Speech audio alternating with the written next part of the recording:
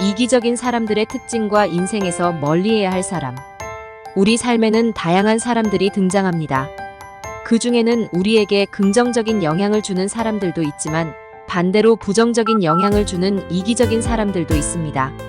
이러한 이기적인 사람들은 종종 우리의 에너지를 빼앗고 정신적 스트레스를 유발합니다.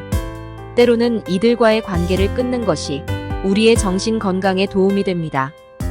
이기적인 사람들의 특징에는 몇 가지가 있습니다. 첫째, 자기중심적인 사람.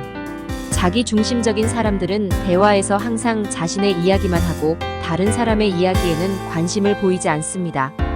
그들은 자신의 문제를 해결하기 위해 다른 사람을 이용하고 자신의 성공을 위해서라면 타인의 감정을 고려하지 않습니다. 예를 들어 친구 K는 자신의 승진을 위해 다른 동료의 아이디어를 훔치고 그 공을 자신의 것으로 돌립니다. 이런 상황에서 친구 A는 회사 프로젝트에서도 자신의 목적을 위해 다른 팀원들을 이용하며 그들의 기여를 감사하지 않습니다. 나르시스트 성향이 보이기도 합니다. 둘째, 거짓말을 일삼는 사람. 거짓말을 일삼는 사람들은 자신의 이익을 위해 진실을 왜곡합니다. 그들은 자신의 잘못을 숨기기 위해 거짓말을 하고 타인을 속여 자신의 목적을 달성하려 합니다. 예를 들어 동료 C는 자신의 실수를 숨기기 위해 거짓 보고서를 제출하고 그 결과로 인해 다른 동료가 불이익을 받습니다. 이러한 거짓말은 자신만의 이익을 위해 하는 경우가 많이 있습니다. 셋째, 감사를 모르는 사람. 감사를 모르는 사람들은 남의 도움을 당연하게 여기고 자신이 받은 것에 대해 감사하는 마음을 가지지 않습니다.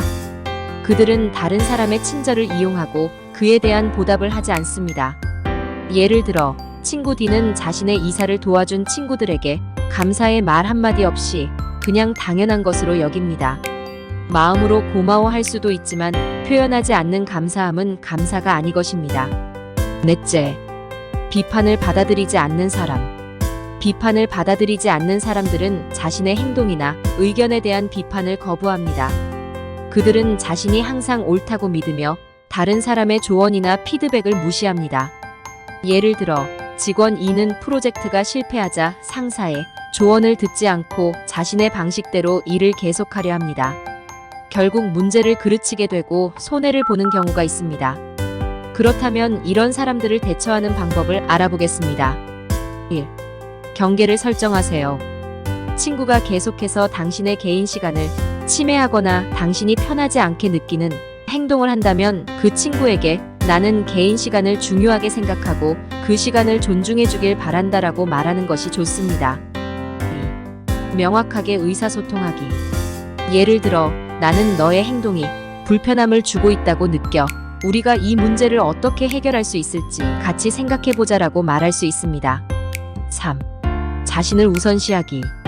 친구가 당신에게 자신의 문제를 계속해서 떠넘기려고 한다면 당신의 감정과 필요성을 우선시하는 것이 중요합니다. 예를 들어 나는 너의 문제를 해결해주고 싶지만 지금은 나 자신에게 집중해야 할 시기라고 생각해라고 말할 수 있습니다.